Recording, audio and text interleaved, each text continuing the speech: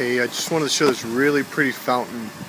This is in between the Grand Hyatt and the Apple Store.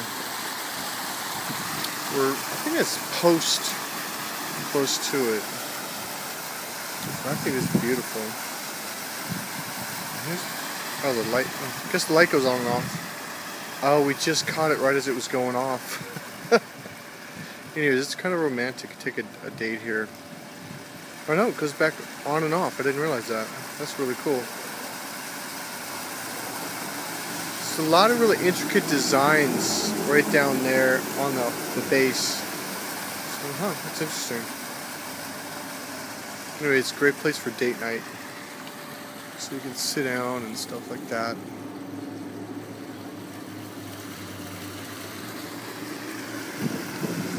Enjoy.